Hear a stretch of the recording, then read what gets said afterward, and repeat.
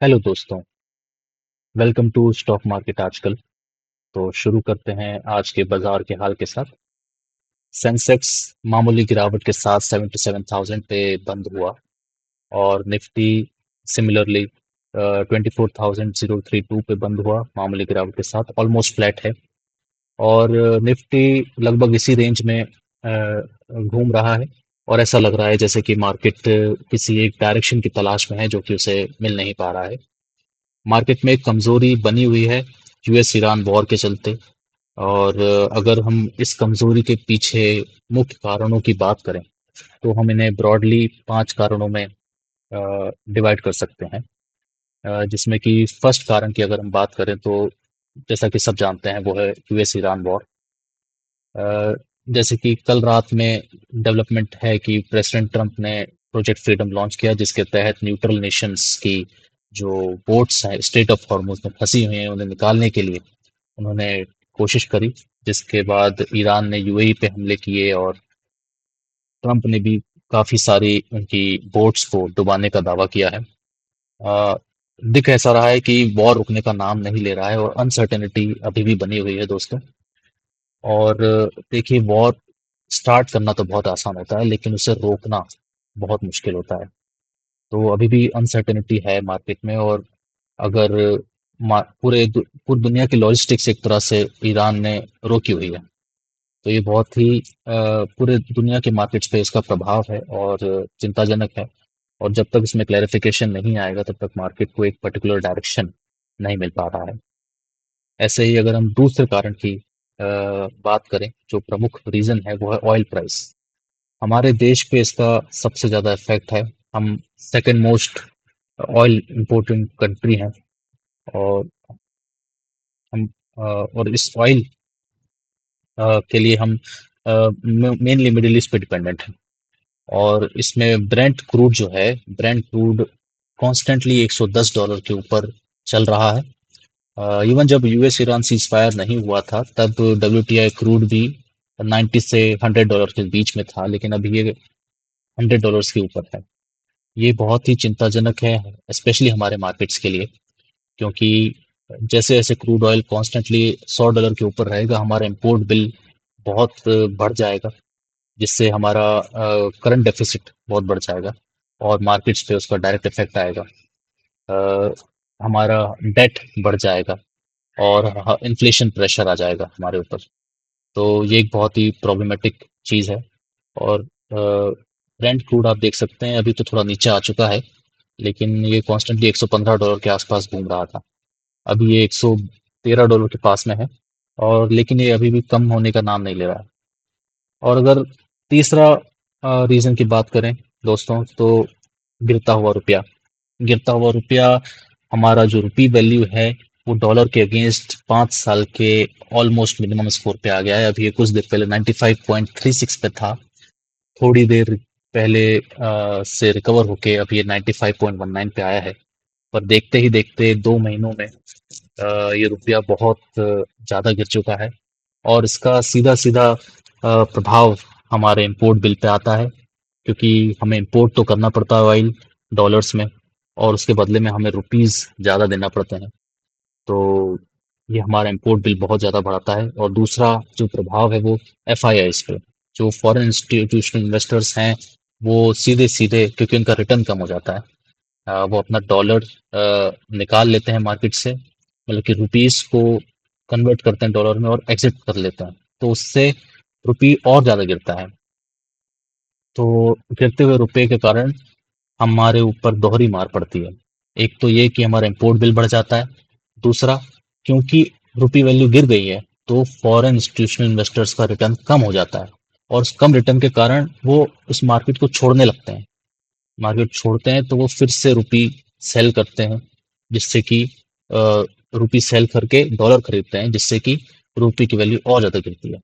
तो ये एक साइकिल की तरह रुपी गिरने लगता है और गिरते जाता है।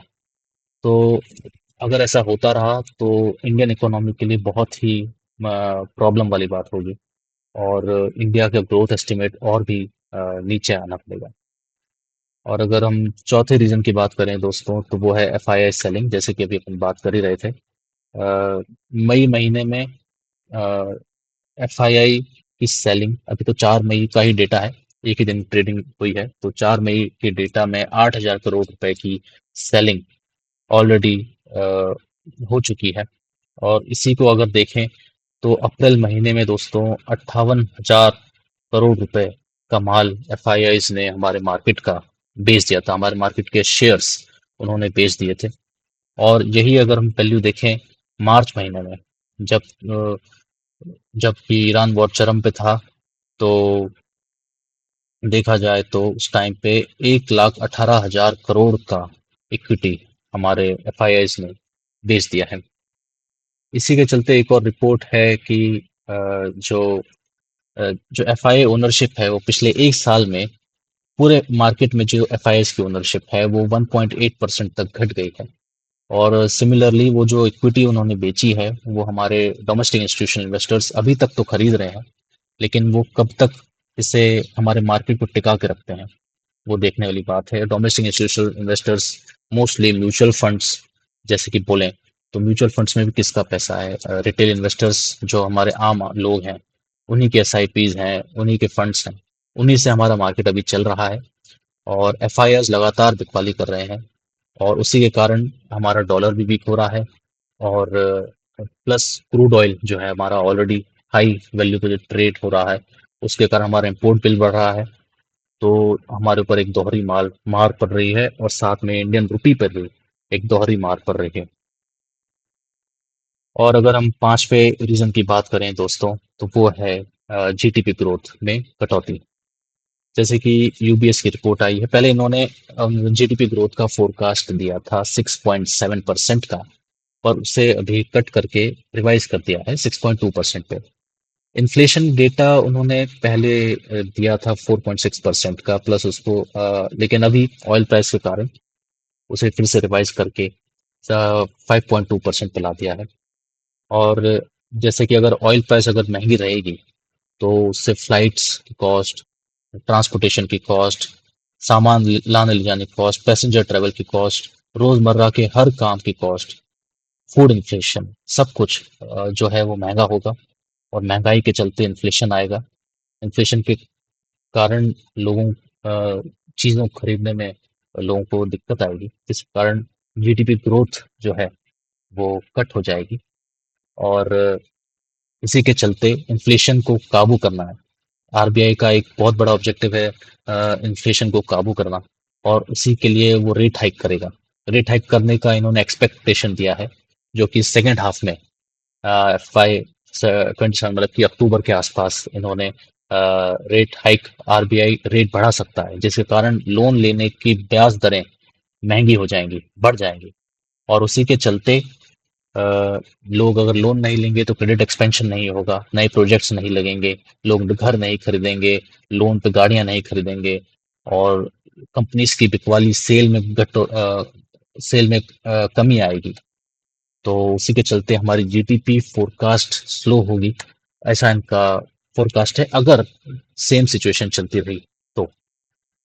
जैसा कि आप देख सकते हैं इन 5 कारणों पे हमारा जो मार्केट की कमजोरी है वो बनी हुई है।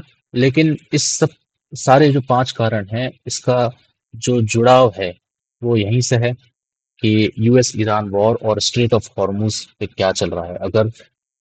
ऑयल अगर ऑयल सप्लाई हमारे देश में रिज्यूम हो जाता है, स्ट्रेट ऑफ हॉर्मुज खुल जाता है, और अगर ऑयल प्राइस वापस से जैसे कि 60-70 डॉलर पे चल रहा था वैसे वापस हो जाता है, तो हमारा जीडीपी ग्रोथ जो है वो अ, वापस से वो जो है 6.7% के आसपास आ जाएगा। लेकिन अगर ये ऑयल प्राइस कंटिन्यूसली $100 के ऊपर रहा तो हमारा इम्पोर्ट बिल ऐसे ही बढ़ा रहेगा और एफआईआईज अपना रुपी सेल करते रहेंगे और हमारा रुपया और ज़्यादा गिर सकता है।